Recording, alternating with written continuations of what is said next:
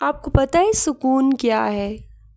सुकून एक ऐसी चीज़ है, आपके पास एक ऐसा घर हो, चाहे वो छोटा है, चाहे वो बड़ा है। ये चीज़ मैटर नहीं करती कि वो कितना बड़ा है, उसमें कितनी आसाइशें हैं, कितनी सहूलतें हैं। मैटर ये बात करती है कि उस कमरे में, उस घर में और उस जगह में रहने के लिए आपकी कितनी चलती है, आपकी मर्ज़ी के मुताबिक कितने काम होते हैं। सुकून ये देती है बात कि एक छोटा सा घर हो, उसमें आपकी मर्ज़ी चलती हो, आप अपनी मर्ज़ी से उसे सजाएं, उसमें कोई तीसरा ना हो आपको रोक टोक करने वाला, आप पर तानाज़नी करने वाला। शाम का वक्त हो, चारपाइयाँ लगी हों, पंखा लगा हो और बाहर का खाना आपको आपका पसंदीदा मर्द ला कर दे, इससे बड़ा सुकून मैं कहती हूँ दुनिया में नहीं है। और सिर्फ आप अपनी फैमिली के साथ बैठ के शाम की चाय को एंजॉय करें तो क्या ही बात है। अगर हम अपनी ज़िंदगी उन चीज़ों का मातम करने में गुजार दें जो अल्लाह ने हमें नहीं दी, तो हमें वो चीज़ें कभी भी लुत्फ़अंदोज़ नहीं कर सकती जो अल्लाह ने हमें नवाजी हैं, हमें खुशियाँ दी हैं। जो छोटी छोटी हमारी खुशियाँ हैं, जो रिश्ते हैं, उनके साथ रहकर जो एक अपनायत और अपनापन फ़ील होता है, तो ये चीज़ें हमें कभी भी महसूस नहीं होंगी। अगर हम हर वक्त मायूसी की ज़िंदगी गुजारेंगे अपने आप को, और जो है उस पर कभी राज़ी नहीं रहेंगे, अल्लाह से शिकवा नाउज़ुबिल्लाह करते रहेंगे, मायूसी की ज़िंदगी गुजारेंगे, ज़िंदगी तो गुज़र जाएगी, लेकिन अच्छी या बुरी दोनों का वक्त गुज़र जाता है। लेकिन कोशिश करें अपना हर वक्त अपने आप को मसरूफ़ रखें, दूसरों को छोड़ दें, दूसरों की बातों को छोड़ दें।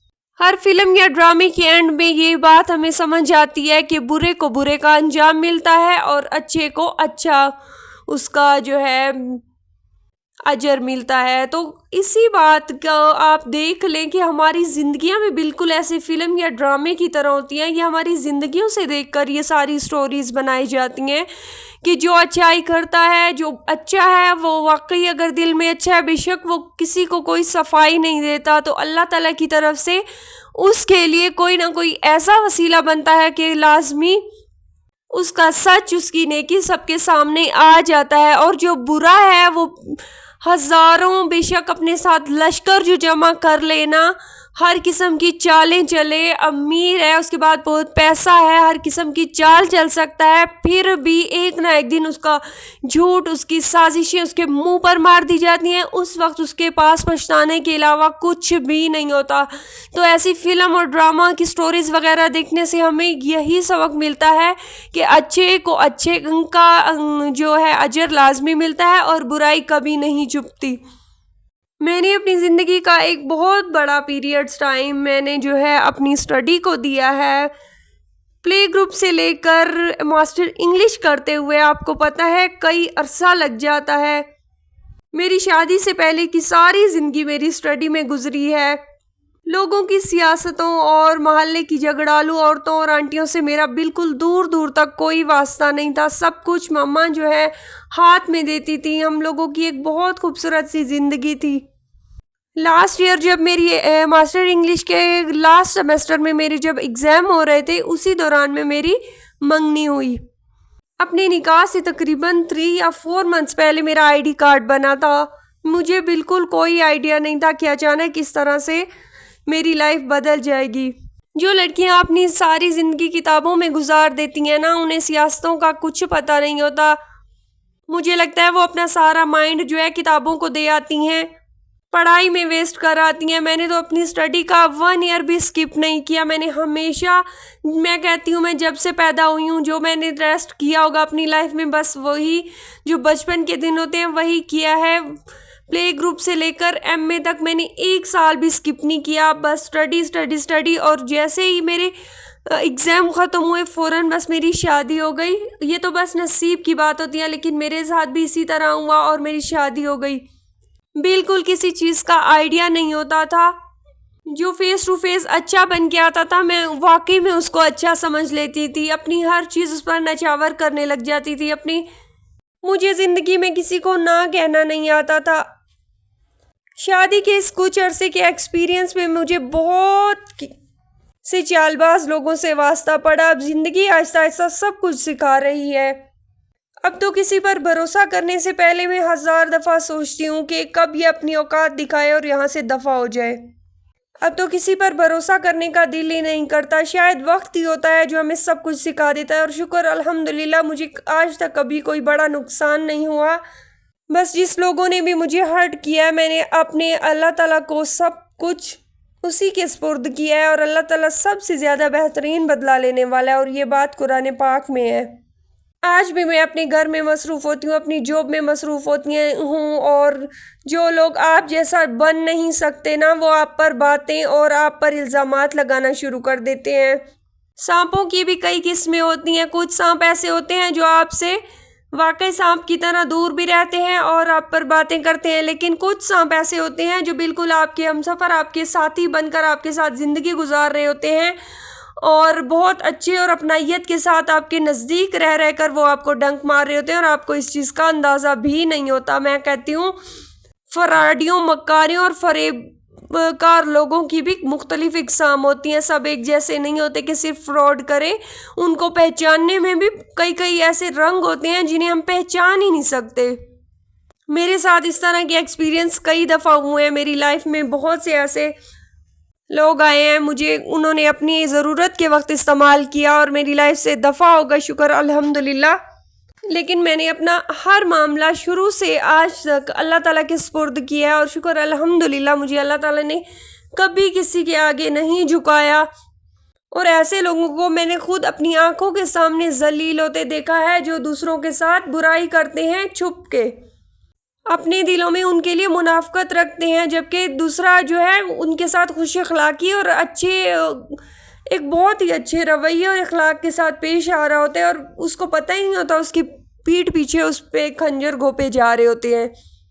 लेकिन ये है कि जो बुरा होता है ना, वो बुरा अंजाम पाता है और जो अच्छा होता है, दिल का साफ़ होता है, वो हर किसी से भलाई के चक्रों में अपना सब कुछ गंवा लेता है, लेकिन लास्ट में वही होता है अल्लाह पाक उसको उसका अजर दुनिया में भी देता है और आखिरत में भी देता है। और ऐसे मक्कार लोग हमेशा हर जगह रुस्वा और जलील होते रहते हैं, क्योंकि चालाकियाँ तो इंसानों के सामने होती हैं, अल्लाह ताला के सामने नाउज़ुबिल्लाह कौन ऐसा है जो खुदसर हो, चालाक हो। उसके सामने तो सब बेकार से हो जाते हैं। उसकी रहमत है जो उसके आगे तो कुछ नहीं चलता, जो वो चाहता है वही होता है। बेशक एक पत्ता भी उसकी मर्ज़ी के बगैर नहीं हिल सकता, ये बात हम बहुत अच्छी तरीके से जानते हैं, लेकिन फिर भी लोग जो है साजिशों में लगे रहते हैं।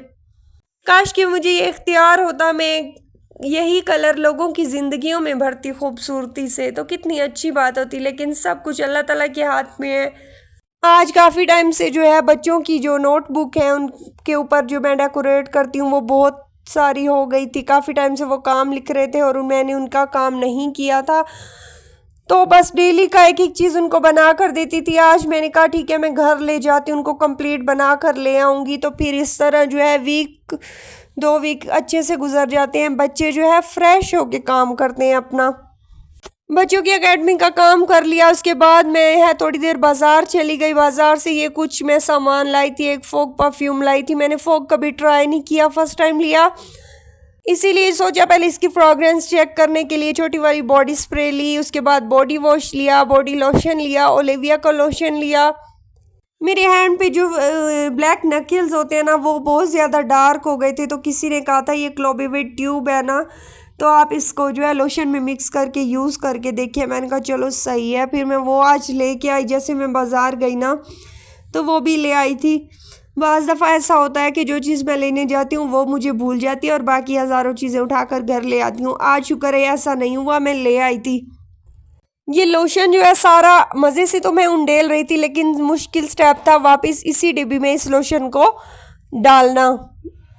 मैंने वो वाली, मैंने कहा जैसे फ्री बैठी हुई हूँ तो ये लिक्विड्स भी इसमें डालकर, वो क्लोबिविट ट्यूब्स भी डालकर मेल्ट करके एक ही जगह बस बना के रख देती हूँ।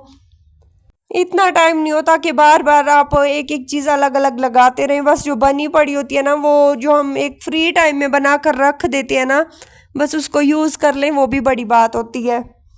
बाज़ दफ़ा काम करते करते घर के कामों में इतना मसरूफ़ होते हैं कि जो बना के रखते हैं ना, ये भी लगाने का टाइम नहीं मिलता। जैसे ही मैंने ये लिक्विड अमोनिया सोल्यूशन और हाइड्रोजन इसमें ऐड किया था, ये लोशन बिल्कुल फूल गया था, जैसे ब्लीच पाउडर डालते हैं और ब्लीच फूल जाती है ना, इस तरह हो गया था। फिर मैंने इसको चम्मच से जो है दोबारा मेल्ट किया, फिर एक और ट्यूब डाली उसमें, फिर अच्छे से मैंने मेल्ट किया ताकि ट्यूब्स और वो लिक्विड और लोशन जो है ना फुल मेल्ट हो जाए। ये लेवेंडर का बॉडी वॉश जो पर्पल कलर का साथ रखा है, ये मैंने कभी यूज़ नहीं किया। मैं दूसरा वाला हमेशा गार्नियर का यूज़ करती हूँ, ये पता नहीं कैसा था, तो फिर मैंने कहा चलो ये ले लेती हूँ। अलग अलग चीज़ें ट्राई करने का भी अपना मज़ा है, किसी के अच्छे रिज़ल्ट आते हैं तो बस किसी के हमारे पैसे ही वेस्ट जाते हैं। देखिए ये बाकी हाथ साफ़ है, बस ये जो नकेल्स होते हैं ना, पता नहीं क्यों ये ब्लैक ब्लैक हो जाते हैं, तो इसी वजह का मुझे बहुत मसला होता है। मैं कहती हूँ नकेल्स अलग नज़र ना आए और हाथ अलग ना हो, सारे हाथ बराबर हों, वाइट हों, ब्लैक हों, जैसे भी हो ना, बस मैं कहती हूँ मेरे हाथ नरम हो और बराबर स्किन हो। मुझे किसी ने कहा था कि आप हाथों को सॉफ्ट करने के लिए इसमें ग्लिसरीन भी मिक्स करें, लेकिन इस वक्त मैंने नहीं की थी क्योंकि गर्मियाँ हैं और ग्लिसरीन से मेरे हाथों में बहुत पसीना आता है। ओलिविया का जो लोशन है ना, उसकी स्मेल मुझे बिल्कुल भी पसंद नहीं है। फिर मैंने ये वाली परफ्यूम जो है उसमें 5-6 स्प्रे कर ली थी। मैंने कहा इसका जो है थोड़ी सी खुशबू चेंज हो जाएगी। आप ये घर देख रहे हैं, ये घर जो है वो घर है जहाँ मैंने अपनी ज़िंदगी के 18-19 साल गुजारे हैं, और ये रबीउल अव्वल की तैयारी की हुई है मामा ने। आज मेरी सिस्टर ने वीडियो भेजी थी कि देखिए 12 रबीउल अव्वल के लिए बाबा ने घर को कितना प्यारा डेकोरेट करवाया। तो माशाल्लाह से हमारा घर बहुत खूबसूरत लग रहा था। मैंने न्यू शूज़ लिए थे, फिर पाँव पे नेल पेंट लगा कर पहन के मैं उसकी पिक्स वगैरह बना रही थी। पता नहीं मेरे पाँव पे कैसे लग रहे थे, लेकिन मुझे पसंद आए। मैंने कहा पहले चाय पी लेती हूँ, लेकिन याद आ गया, मैंने कहा बिरयानी रात वाली पड़ी हुई होगी फ्रिज से, मैंने निकाली, उनको जो है गरम किया और चाय के साथ मज़े से खाई। तो चलिए मिलते हैं एक नेक्स्ट वीडियो में, तब तक के लिए अपना बहुत सारा ख्याल रखें। अल्लाह हाफिज़।